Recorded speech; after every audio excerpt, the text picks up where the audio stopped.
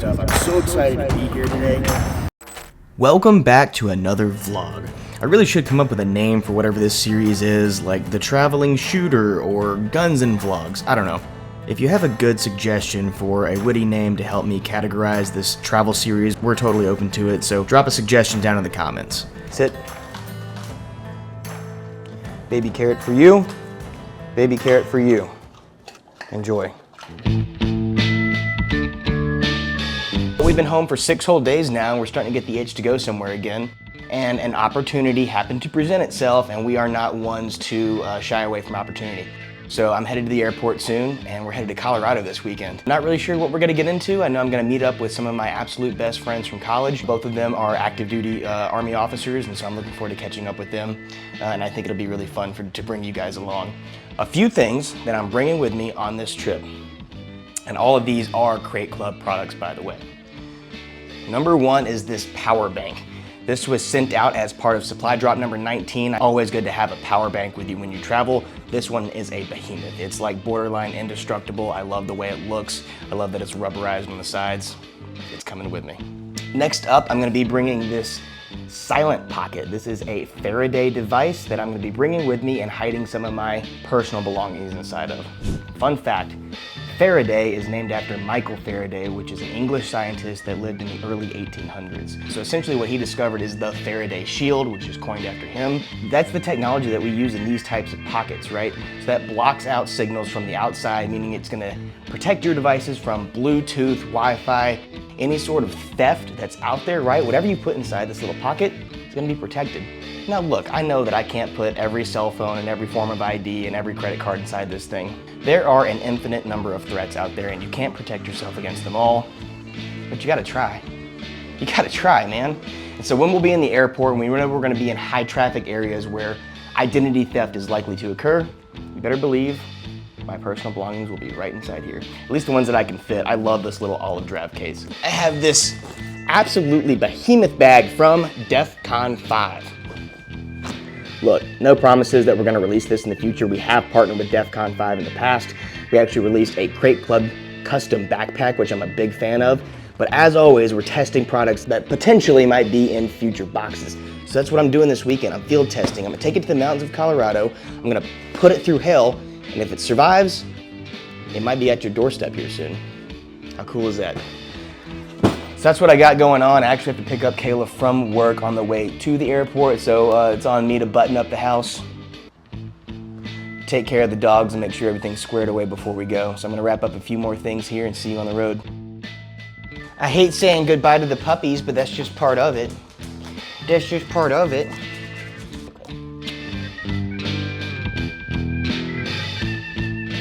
And off we go.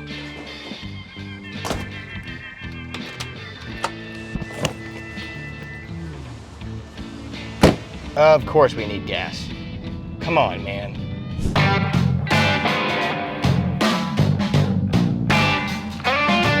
As per usual, it is a hot, humid, rainy day here in Savannah, Georgia. 81 it says? It feels warmer than that. It feels like a sauna outside, but it is kind of dark and wet at the moment. Hopefully it's better in Colorado.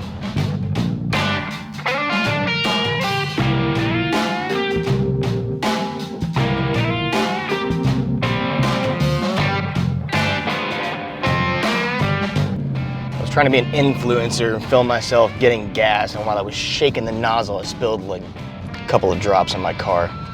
I think all the car enthusiasts out there just shuddered a little bit. My bad. Everybody knows if you shake it more than twice, you're playing with it. So I've seen 2 cars upside down on the road in the last 5 days. And I wonder sometimes if we as a society are getting worse at driving. I haven't done any analysis on this whatsoever. I'm a big data guy. I love big numbers. I feel like drivers are getting worse. Am I wrong? But why is that? Is it cultural? Are we not teaching people to drive defensively or even drive safely anymore? I just wonder if anyone has numbers out there. Are we getting worse as drivers? How would you measure that? Accidents per capita, per year, accidents over a period of time. I don't really know, but I'm sure the data's out there and I'd be very curious to know.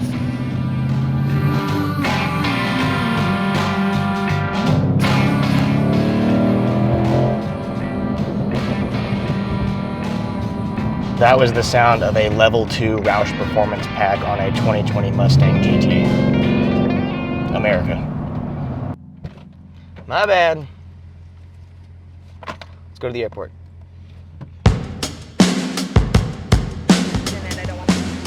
Okay, see you in 5 minutes.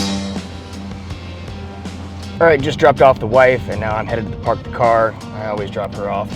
She has a genetic condition called Ehlers-Danlos syndrome, which manifests itself differently in different people. But for her, it severely affects her joints. And just so due to pain, she just doesn't walk distance as well. So I drop her off. It is what it is. I don't mind doing it. And yeah, shout out to the invisible illnesses community. You guys are respected. Is anyone else parked in the absolute last parking space physically possible in a desperate attempt to protect their vehicle? Or does it draw attention to it? It's a valid question.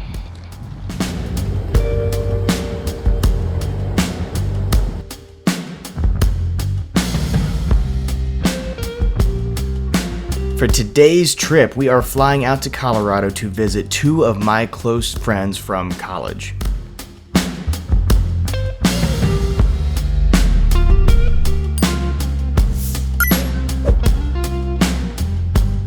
We made it.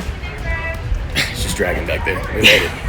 A short introduction about Brent. So Brent became my roommate, I believe our sophomore year of college. They had a third roommate that they weren't really vibing with, and I was looking for a change of roommates, so he and another friend sort of took me in, and it ended up being one of the best semesters I ever had in college. Both Brent and Emily are nuclear engineers, and they continue to use those big brains here in the Army. Brent serves as a Black Hawk pilot now, and he owns a very interesting number of weapons. And so our plan for the weekend was to find ourselves a little location at the base of a mountain range and pop off some rounds. Okay. How are you, man? Doing well. That's nice. This You're is on Brent. camera. You're on camera. Hello, nice to meet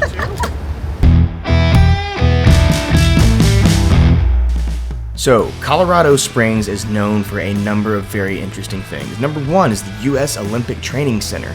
They also have Pikes Peak, Garden of the Gods, and the U.S. Air Force Academy. It's in this really unique spot where the flatlands and the prairies sort of meet the mountains. I think a lot of people who are not familiar with the state of Colorado don't realize how much of it is flat. I mean, it is as flat as Iowa or Nebraska or any of those quote-unquote flyover states. But it's interesting to see that in one moment, everything is flat and you feel like you can see the edge of the earth. And then a 15-minute drive later, you're legitimately in the mountains of Colorado. Colorado Springs is really unique in terms of its location and how you can experience both types of landscapes within a short drive. All right, we made it to Colorado Springs. I got to catch up with my friends. It's been a really good time getting to see them. It's pretty late though. We got an early morning, getting up at around 5 and headed to the range. So super excited for that. Just gonna try and get a few hours of sleep in before we take off. See you soon.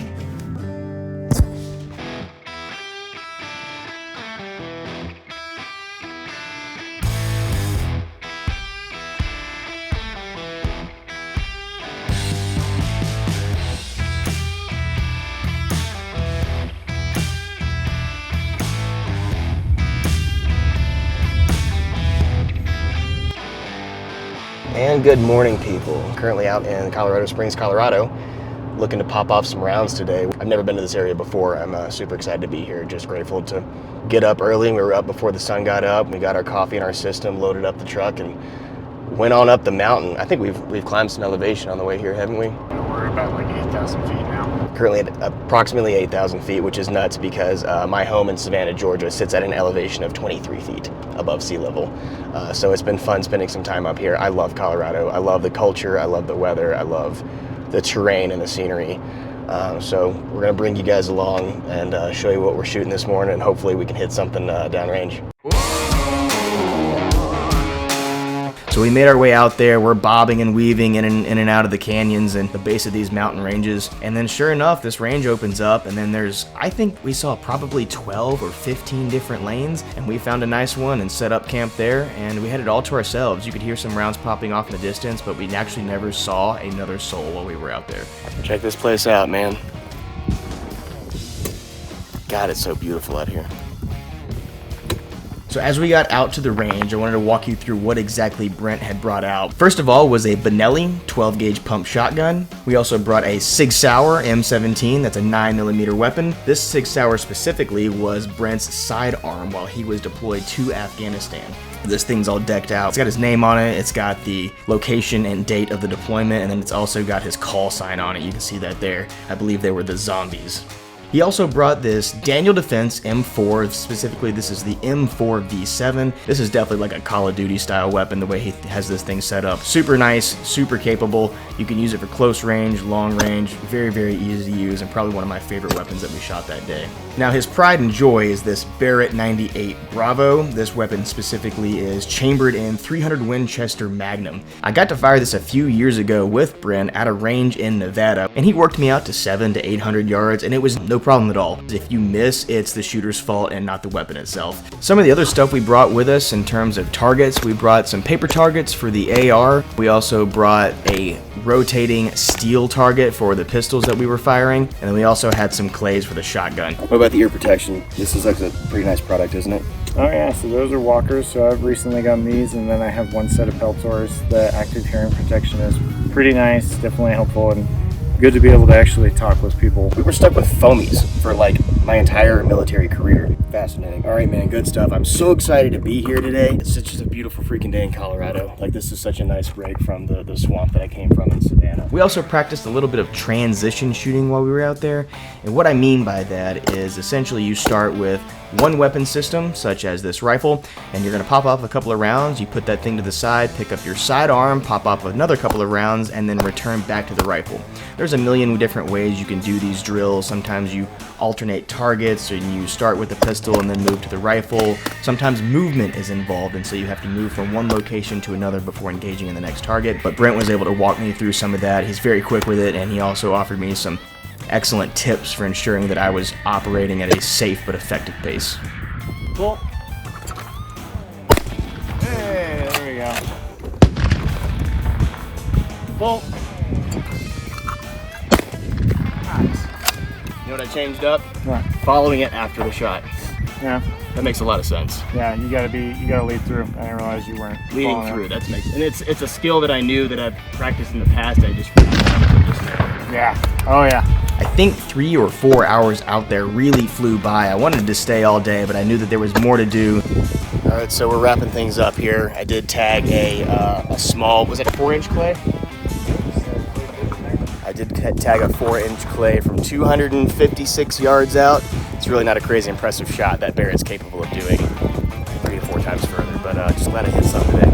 It's been good. Glad we came out here. We got up super early, and I know both of us were exhausted from travel and work. Not only was it, good to catch up with a longtime friend, I enjoy spending time with people who are more knowledgeable and more skilled than me, because then I can go out and learn something, you know what I mean? Man, what a beautiful place to go pop off some rounds.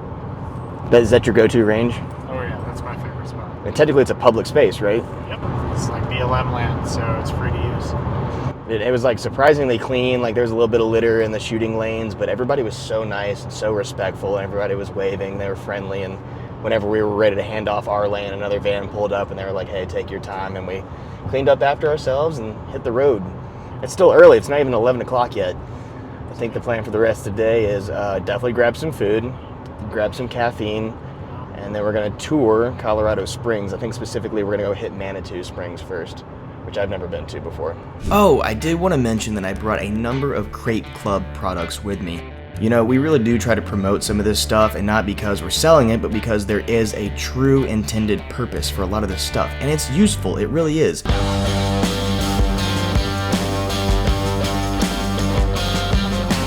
And So yeah, we spent the rest of the weekend familiarizing ourselves with Colorado Springs. We explored and really got to know the city. There was so much more there than I think I really realized. In some ways I could kind of see myself moving here, to be honest. But we'll see how things shape up in the future. That's all we've got for this weekend. At this point, I really just want to express gratitude. Last weekend I was shooting tanks in the deserts of Texas, and this weekend I was shooting rifles, shotguns, and handguns with my buddy in the mountains of Colorado. I know a lot of people aren't really afforded the opportunity to do something like this, and so I really don't want to express anything except for gratitude. There's a lot of people in other countries that could never dream of doing something like this, and the reality is that a lot of sacrifices were made in order for me to be able to do these things, and not sacrifices on my own part, but other sacrifices who have allowed us to be free. The reality is, freedom isn't free, and I always want to preach that. I want to remind people of that. I want to express nothing but gratitude. Life is good, man. It's a good day to be an American. We're finishing off tonight with some beautiful steaks and some nice whiskey. Love hanging out with my friends. Love hanging out with my wife. Been a great week. See ya. Thank you so much for watching. Stick around. See you at the next one.